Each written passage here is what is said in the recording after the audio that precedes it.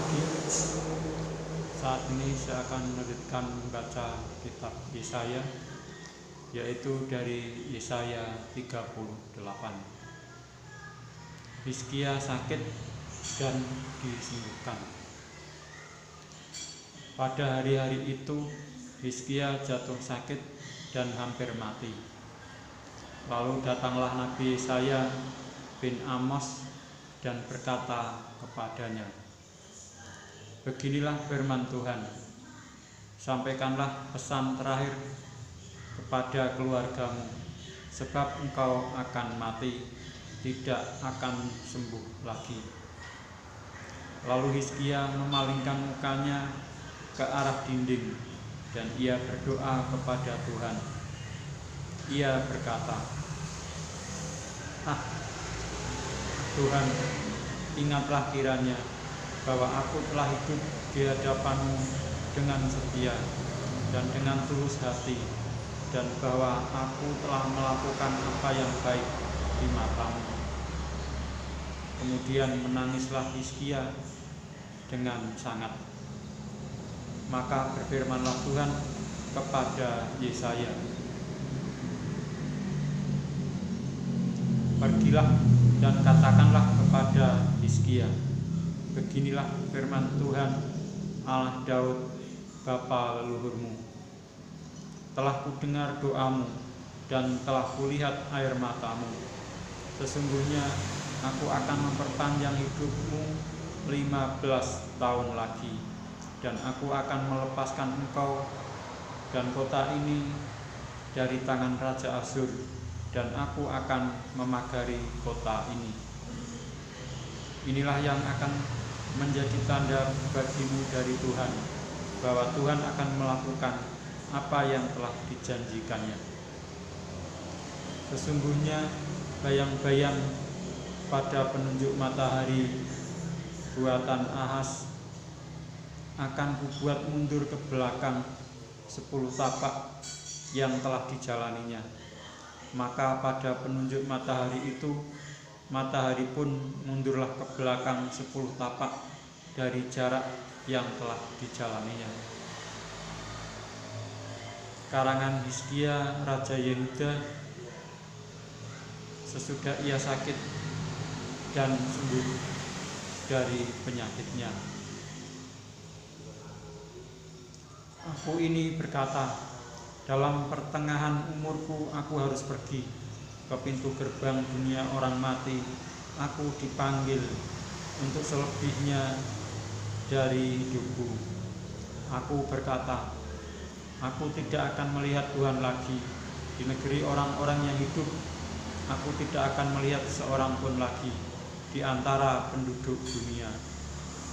Pondok kediamanku dibongkar dan dibuka seperti kemah gembala, seperti tukang tenun menggulung tenunannya. Aku mengakhiri hidupku. Tuhan memutus nyawaku dari benang hidup. Dari siang sampai malam Engkau membiarkan aku begitu saja. Aku berteriak minta tolong sampai pagi. Seperti singa, demikianlah Tuhan menghancurkan segala tulang-tulangku. Dari siang sampai malam Engkau membiarkan aku begitu saja. Seperti burung layang-layang, demikianlah aku menciap-ciap. Suaraku redup seperti suara merpati. Mataku habis menengadah ke atas, ya Tuhan. Pemerasan terjadi kepadaku. Jadilah jaminan bagiku. Apakah yang akan kukatakan dan kuucapkan kepada Tuhan? Bukankah Dia yang telah melakukannya? Aku sama sekali tidak dapat tidur karena pahit pedihnya perasaanku. Ya Tuhan, karena inilah hatiku mengharapkan Engkau. Tenangkanlah rohku, buatlah aku sehat, buatlah aku sembuh. Sesungguhnya penderitaan yang pahit menjadi keselamatan bagiku. Engkaulah yang mencegah jiwaku dari lubang kebinasaan, sebab Engkau telah melemparkan segala dosaku jauh dari hadapan-Mu. Sebab dunia orang mati tidak dapat mengucap syukur kepadamu, dan maut tidak dapat memuji-muji Engkau. Orang-orang yang turun ke liang kubur tidak menanti-nanti akan kesetiaan-Mu, tetapi hanyalah orang yang hidup, dialah yang mengucap syukur kepadamu. Seperti aku pada hari ini, seorang bapa memberitahukan kesetiaan-Mu kepada anak-anaknya. Tuhan telah datang menyelamatkan aku. Kami hendak main kecapi seumur hidup kami di rumah Tuhan. Kemudian berkatalah Yesaya, baiklah, diambil sebuah kue arang dan ditaruh pada darah itu supaya sembuh. Sebelum itu Hizkia telah berkata, apakah yang akan menjadi tanda bahwa aku akan pergi ke rumah Tuhan? Saya lanjutkan membaca Yesaya 39. Hizkia dan para utusan dari Babel. Pada waktu itu Merodak Baladan bin Baladan, Raja Babel, menyuruh orang membawa surat dan pemberian kepada Hizkia, sebab telah didengarnya bahwa Hizkia sakit tadinya dan sudah kuat kembali. Hizkia bersukacita atas kedatangan mereka, lalu diperlihatkannyalah kepada mereka gedung harta bendanya, emas dan perak, rempah-rempah dan minyak yang berharga, segenap gedung persenjataannya, dan segala yang terdapat dalam perbendaharaannya. Tidak ada barang yang tidak diperlihatkan Hizkia kepada mereka di istananya dan di seluruh daerah kekuasaannya. Kemudian datanglah Nabi Yesaya kepada Raja Hizkia dan bertanya kepadanya, apakah yang telah dikatakan orang-orang ini, dan dari manakah mereka datang? Jawab Hizkia, mereka datang dari negeri yang jauh, dari Babel. Lalu tanyanya lagi, apakah yang telah dilihat mereka di istanamu? Jawab Hizkia, semua yang ada di istanaku telah mereka lihat. Tidak ada barang yang tidak kuperlihatkan kepada mereka di perbendaharaanku. Lalu Yesaya berkata kepada Hizkia, dengarkanlah firman Tuhan semesta alam.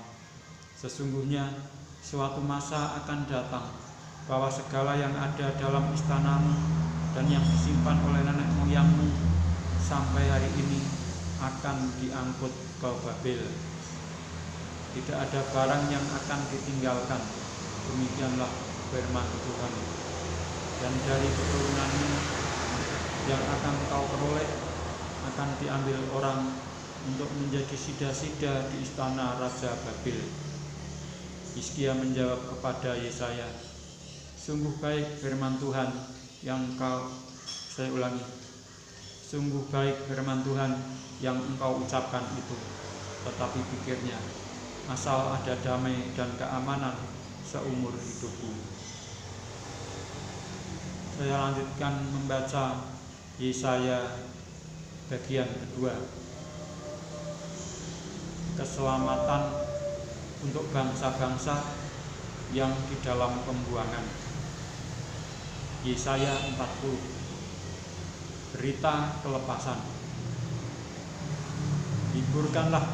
Hiburkanlah umatku, demikianlah firman Allahmu. Tenangkanlah hati Yerusalem dan serukanlah kepadanya bahwa perhambaannya sudah berakhir, bahwa kesalahannya telah diampuni, sebab ia telah menerima hukuman dari tangan Tuhan 2 kali lipat karena segala dosanya. Ada suara yang berseru-seru, persiapkanlah di padang gurun jalan untuk Tuhan, luruskanlah di padang belantara jalan raya bagi Allah kita. Setiap lembah harus ditutup dan setiap gunung dan bukit diratakan. Tanah yang berbukit-bukit harus menjadi tanah yang rata, dan tanah yang berlekuk-lekuk menjadi dataran. Maka kemuliaan Tuhan akan dinyatakan, dan seluruh umat manusia akan melihatnya bersama-sama. Sungguh, Tuhan sendiri telah mengatakannya. Ada suara yang berkata, "Berserulah." Jawabku, "Apakah yang harus kuserukan?" Seluruh umat manusia adalah seperti rumput, dan semua semaraknya seperti bunga di padang. Rumput menjadi kering, bunga menjadi layu, apabila Tuhan mengembusnya dengan napasnya. Sesungguhnya lah bangsa itu seperti rumput. Rumput menjadi kering, bunga menjadi layu, tetapi firman Allah kita tetap untuk selama-lamanya. Hai Sion, pembawa kabar baik, naiklah ke atas gunung yang tinggi. Hai Yerusalem, pembawa kabar baik, nyaringkanlah suaramu kuat-kuat, nyaringkanlah suaramu, jangan takut. Katakanlah kepada kota-kota Yehuda, lihat, itu Allahmu. Lihat, itu Tuhan Allah. Ia datang dengan kekuatan, dan dengan tangannya Ia berkuasa. Lihat, mereka yang menjadi upah jerih payahnya ada bersama-sama Dia, dan mereka yang diperolehnya berjalan di hadapannya. Seperti seorang gembala, Ia mengembalakan kawanan ternaknya dan menghimpunkannya dengan tangannya. Anak-anak domba di pangkunya, induk-induk domba dituntunnya dengan hati-hati. Allah di atas semua Allah. Siapa yang menakar air laut dengan lekuk tangannya dan mengukur langit dengan jengkal, menyukat debu tanah dengan takaran, menimbang gunung-gunung dengan cacing atau bukit-bukit dengan neraca? Siapa yang dapat mengatur roh Tuhan atau memberi petunjuk kepadanya sebagai penasehat? Kepada siapa Tuhan meminta nasihat untuk mendapat pengertian, dan siapa yang mengajar Tuhan untuk menjalankan keadilan, atau siapa mengajar dia pengetahuan dan memberi dia petunjuk supaya ia bertindak dengan pengertian?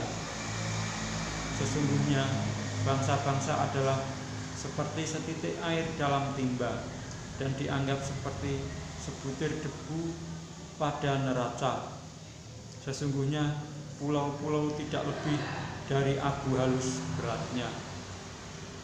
Libanon tidak mencukupi bagi kayu api, dan marga satwanya tidak mencukupi bagi korban bakaran. Segala bangsa seperti tidak ada di hadapannya. Mereka dianggapnya hampa dan sia-sia saja. Jadi, dengan siapa hendak kamu samakan Allah, dan apa yang dapat kamu anggap serupa dengan Dia? Patungkah? Tukang besi menuangnya, dan pandai emas melapisinya dengan emas, membuat rantai-rantai perak untuknya. Orang yang mendirikan arca memilih kayu yang tidak lekas busuk, mencari tukang yang ahli untuk menegakkan patung yang tidak bekas goyang. Tidakkah kamu tahu? Tidakkah kamu dengar? Tidakkah diberitahukan kepadamu dari mulanya? Tidakkah kamu mengerti dari sejak dasar bumi diletakkan?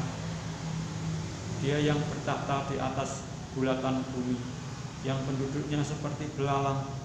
Dia yang membentangkan langit seperti kain dan memasangnya seperti kemah kediaman. Dia yang membuat pembesar-pembesar menjadi tidak ada, dan yang menjadikan hakim-hakim dunia sia-sia saja. Baru saja mereka ditanam, baru saja mereka ditaburkan, baru saja cangkok mereka berakar di dalam tanah. Sudah juga Ia meniup kepada mereka, sehingga mereka kering dan diterbangkan oleh badai seperti jerami. Dengan siapa hendak kamu samakan aku, seakan-akan aku seperti Dia? Firman yang Maha Kudus. Arahkanlah matamu ke langit, dan lihatlah siapa yang menciptakan semua bintang itu, dan menyuruh segenap tentara mereka keluar sambil memanggil nama mereka sekaliannya. Satupun tiada yang tak hadir, oleh sebab Ia Maha Kuasa dan Maha Kuat.